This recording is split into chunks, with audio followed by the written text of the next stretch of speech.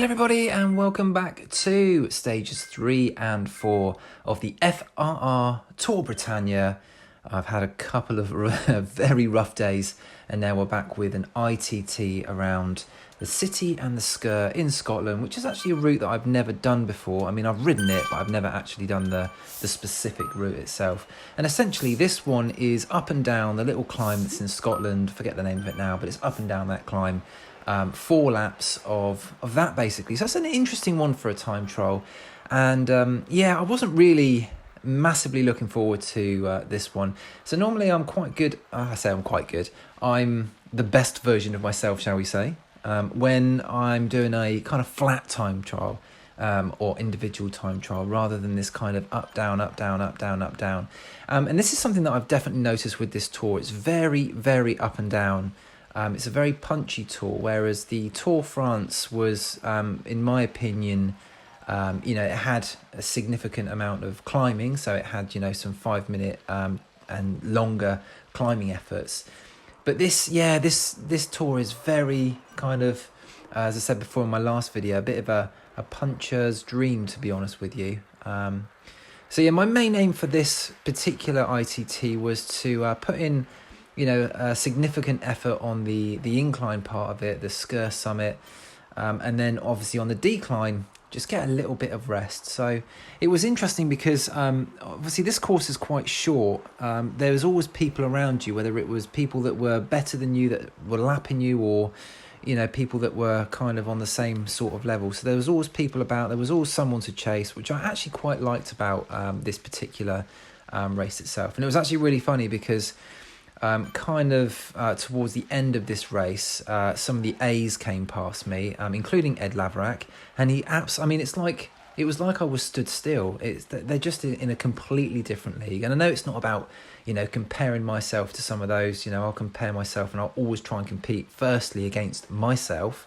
and then others in my category. But it was just amazing to see them come like flying past, absolutely incredible.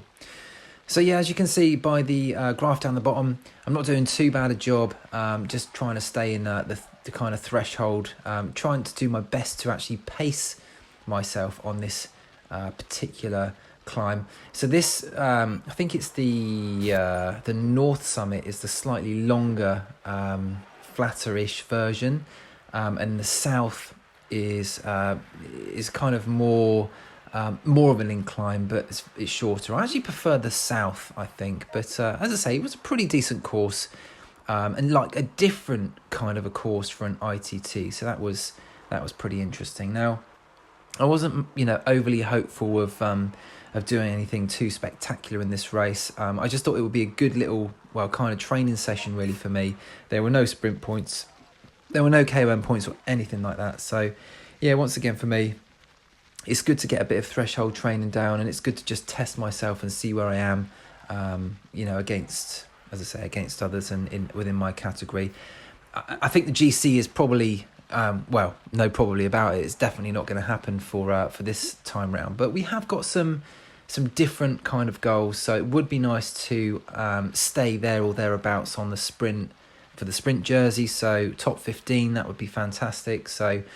And it's actually not what I'm going to do is just go for the sprint. So I'm still going to try my absolute hardest to finish up as high as possible, which is what I have been doing. Unfortunately, it's not gone great so far. But for me, I think this tour is all about building up my fitness again. I really, really want to, at this particular point, and no spoilers, I really want to just complete this tour and see where I was at. So... yeah, we're coming in kind of 30 minutes in now, and I'm 142nd out of 257, something like that. And actually, another point I was going to make was it's interesting to see how many people have, either done 1 or 2 events, and they keep dropping out. And I really actually do not blame people at all. This is a very, very tough tour, and sometimes it's not always possible to race. As I say, like eight times in 9 days. So. I mean, anyone that just completes this tour, I've got a massive, massive respect for, because it's so difficult. And I know I've said that a lot of times before, but it's really difficult. And a massive challenge. And I just remember how happy I was finishing the last tour, coming over the finishing line, and just, yeah, it's just a great way to get fit, these tours. Anyway, we're sort of 37 minutes in now, and probably been getting a little bit dizzy from just going up and down, up and down, up and down. And something that I did on this one in particular to keep myself kind of occupied was to try and beat my time that I'd already gone up the incline, so the Sgurr Summit North, Sgurr Summit South. So I just really wanted to try and, I say beat the time, but like to still not lose loads of time, and just to be consistent every single time. I definitely do know that on the decline I was I was becoming more lazy, so I was putting less power on the decline. But I think this was my last time actually up the south side, and I really gave it some beans on this one, just to kind of use my last little bit of energy on this side, which I did, which was good. I think I got a pretty good time there for me. And then obviously we're just cruising down here for the final time around the roundabout and up again. So yeah, I was it was never going to be the best kind of result for me in the end, this race, but it was a good little tester, and it was a good little training session. Yeah, once again up this north side, I kind of gave it all. I gave it my all. Wanted to make sure that I just finished with nothing left in the tank, because these races are about kind of pacing yourself and making sure you're not going out too hard, which is pretty much what I did. So we're just coming up here, 0.3 miles to go, 50 minutes in. So very, very excited now that we're about to finish this one and have a rest day, actually. Here we go, crossing the line. So yeah, really happy about that. And it's a rest day, which is unbelievable. And then straight into stage 4, which is the Muckle Yin, and 2 laps of the Muckle Yin. Oh, and I'll be honest with you. So I was basically working away on the Tuesday, stayed overnight on the Wednesday, so I was away from home. Actually managed to get back on the Wednesday night at about 6:30, 7 o'clock. So, I really didn't have much time at all to prepare. And obviously working away, you're away from your home, you're away from, probably eating and drinking the way that you should do to prepare for these sort of races. So I'll be honest, on the train home from London, I was absolutely knackered. And I remember getting in the door and I just didn't want to race. I was like, nah, can't be doing this, can't be doing it. But somehow I actually forced myself onto the bike. And at this point in the race, 5 minutes in, I'm actually feeling pretty comfortable, to be honest. I know, once again, it's a very up and down race.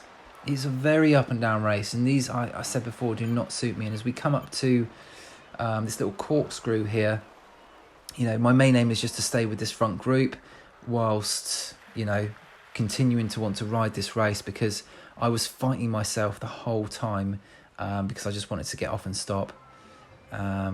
I was just not feeling great. I was feeling very, very tired, and I just didn't have the motivation to finish this one off. And I was ready to, give up my tour, based on the fact that other things had happened in real life. Like being away, being tired, not feeling great, not eating well, all those sort of things. But I had some tunes on and I tried to keep it interesting. I had a gel, and actually I make it back onto this lead group at this point, which I was actually really happy with. I definitely used a few matches. You see, I've gone from a steady state in the first half at the graph at the bottom to then kind of very punchy. And it was at this point when we came to the incline that I thought, okay, see you guys later. There's no way I'm going to stay with them. Like, absolutely no way. I needed to rest. Just struggling also to get my heart rate up again, which kind of tells me that I'm not feeling, how I should. But once again, I dig deep here, try and get myself up this group, or up this Sgurr summit with a little group, so I'm not kind of all by myself. And I'm just hanging on here. But I know we've got this one, this is one of 4 climbs in this particular race, and it's just punchy all the way through. These are, honestly, I wasn't feeling it. I just wasn't feeling it at all. I'm not sure if you ever get like that, and you feel the same way, and this was like, for me, it was more of a test mentally to just stay on the bike. But thankfully I do get over this little bit, and I stay with this group here, which, considering how I'm feeling, 56th, 57th, not too bad at all. And this is a nice little group here. I kind of feel that I'm with a few of the other people in my category, which is good. And maybe we can just make a little bit of steady progress as we go. So here we are, just coming through kind of the backside of the map now, up and round again. And I know there's, once again, a couple of little kind of medium inclines. Breakaway Bray is the one that we're just coming up at the moment. And I don't know why, but I kind of like push quite hard towards the end of these segments. I'm not really sure why I do that. I just need to be staying with the pack. Maybe a bit of sort of not really thinking what I'm doing, which for those of you that watch the channel, yes, I do that quite a lot. But, as I said before, I'm learning all the time. So we're just coming up now, I think, to the a little bit of an incline here, and then the Sgurr summit again from the south side. And I've almost had enough now of the Sgurr summit, if I'm honest with you. I could do with not doing that for a long time again. And yet, aim is just to stay with a little group within this group here, and just see where I'm at with my legs. Because my heart rate's not going crazy high, but my legs, they didn't feel too bad. Like, I didn't feel like I did the other day when I did that going up Leith Hill, or whatever it was, Keith Hill. And I just felt awful. I couldn't put any power down. It wasn't the case. I could still put power down. I just felt tired. I just felt groggy and not very prepared for this race. But we get up to the top here, and I've left a couple behind, and I'm still with a couple. So it's gone pretty well, if I'm honest. So happy with that. As we just come down this side, and now I know that we've only got 2 more little climbs to do, which is good. So I'm kind of feeling like I could, 50th around that position. I reckon I'd be okay. We're kind of catching a few others, so things are looking up. Things are looking up. Everything's going to be okay. Just about to latch onto a group here. It kind of came at the wrong time, and I'm just going to step on the gas here and try and get to this group. But at the same time, I know that I'm going for the sprint points, so I need to save a little bit for the sprint. So I kind of hang back here to try and get a little bit of a run up. I know the Zwifter move, and here we go, putting the power down, ready for a big sprint. And here we go. Unfortunately, I've got cramp so bad in my left calf.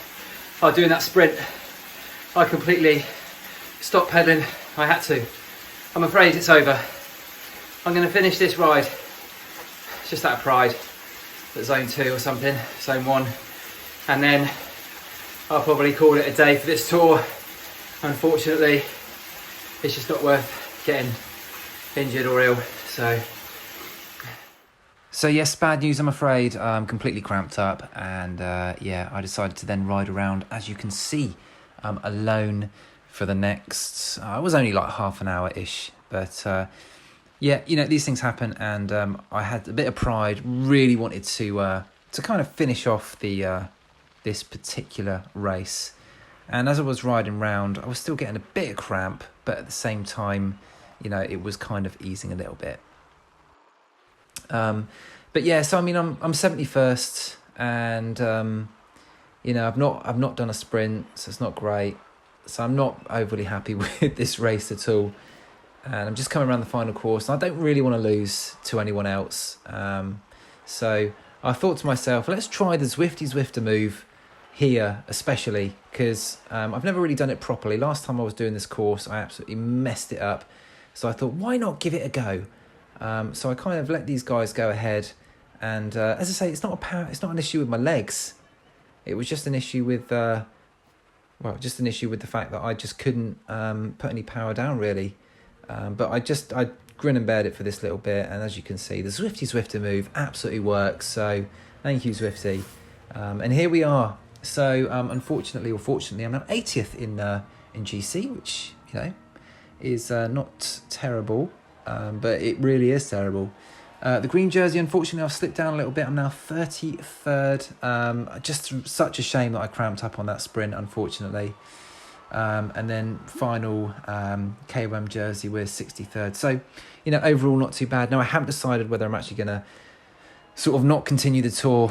It depends on how I feel for the next race. But you know what, I will do my best no matter what. And if I can, I will. But it might just be the end, unfortunately. Anyway, thanks very much for those that have watched, for those that subscribe and like, and I'll see you on the next one.